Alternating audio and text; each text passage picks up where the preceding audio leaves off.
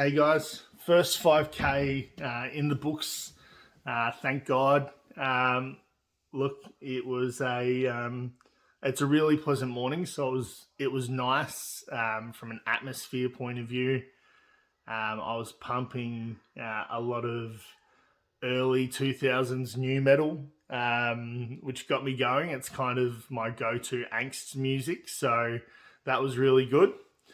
I wasn't happy with my pace, I'll be really honest, but instead of sitting there and dwelling on it, it's about remembering that Rome wasn't built in a day. I haven't really been training, so hopefully over the next month, that pace will improve, things will get better, and hopefully, as well as raising some funds, I get a new skill out of it as well because running hasn't been my strong suit over the years. I can count about two pre-seasons of footy where that was it. That first big run in pre-season is where I got injured and ended up missing the season. So I did say that I was going to share a little bit about my own challenges with mental health and hope that encourages somebody that may not be feeling good at the moment to come forward and have a chat. Just to be clear, at the moment, I am in a really mentally healthy place, so I don't want anybody to worry about that. The reason why I'm sharing these stories is because I am in a really comfortable place now. I'm in control of my emotions, and I just feel that I probably have the capacity to help somebody else that might not be as fortunate. So the first story I wanted to share is one that I don't want to say caused me to see a psychologist, but it was definitely the straw that broke the camel's back. And it was, I think I was about 18 at the time. One of my best mates, who was a bit younger than me, we were going to go to the pokies together. He decided to just go out to the pokies. I said, nah, I'm staying in. And tragically that night, he had a really horrific heart attack. He went to the hospital, was in ICU in an induced coma. He needed life support to be able to continue breathing, and his brain was just shut out. They didn't know what was going to happen.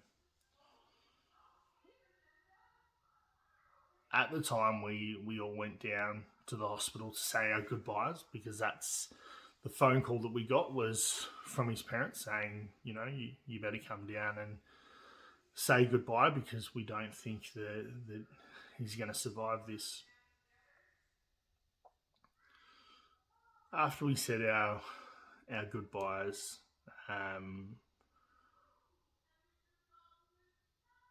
which was a really, really dark day,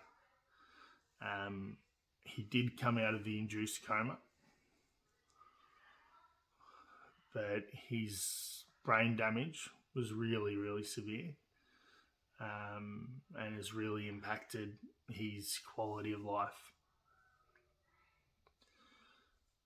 And at the time, I really thought that, why didn't I go with him? Why wasn't I there? Maybe I should have convinced him not to go. Maybe if I was there, there's something more I could have done that would have prevented this tragedy from occurring.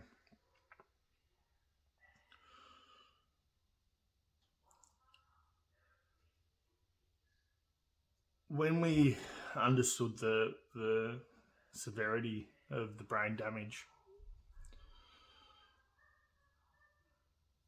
I just shut myself out from the whole outside world.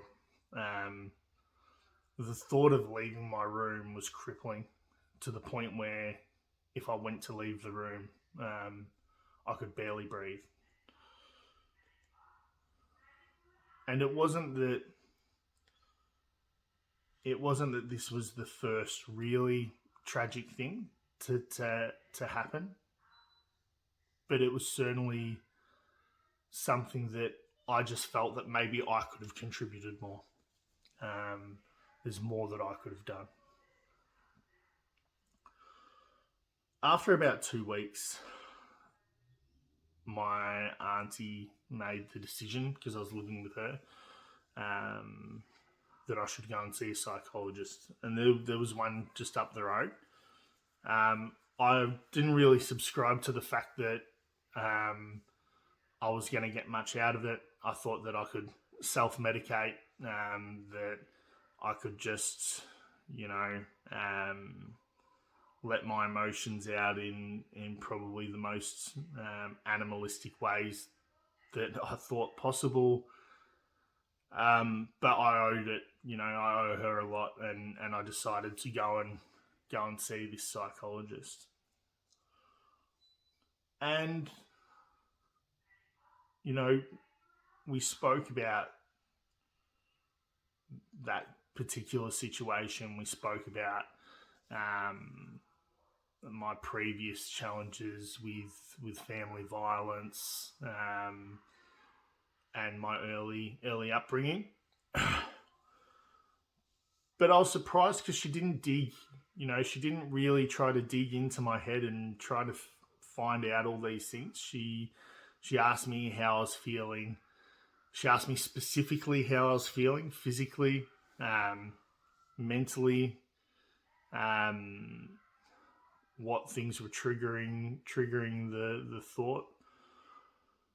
And then she didn't try to prescribe me any type of medication or anything like that. She just gave me a few really simple tips. And those simple tips were really based around resetting the brain. Go and splash cold water straight on your face. If you're feeling overwhelmed and you're just feeling those feelings come on, go and splash some cold water in your face. Reset the batteries. Listen to some music. Listen to music that you wouldn't have listened to before. Go for a run. It's a ball of energy that you need to disperse of somehow. And if you don't disperse of it in a healthy way, it will fester in your brain and may stop you from doing anything. And that was it. It wasn't. It certainly wasn't what I expected, but it helped. It helped me realize that I'm in control of my brain. I was in control of my feelings, and as tragic as it was, and as emotional as it still makes me thinking about it,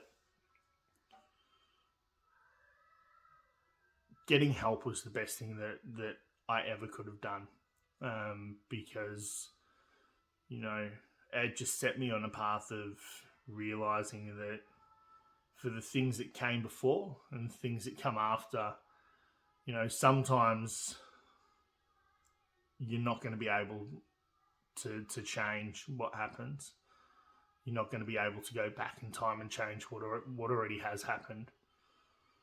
But what you can change is how you respond to it, and I think that's it helped me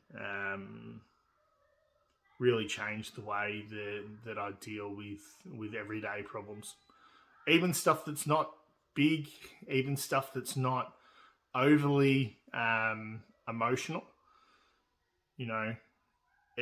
It really helped me reshape my mind. So if there is anybody out there that is feels a sense of anxiety, just finds it challenging to talk to anybody, always reach out. I'd rather have a chat with I'd rather have a chat with any of my mates than for them to feel that nobody's there for them. But equally, don't be afraid of speaking to somebody professional. It may not be what you're expecting, and that's generally a good thing. So thanks for hearing me out, everybody. Make sure you donate. It's a great cause. Here's to another 5K tomorrow. Cheers.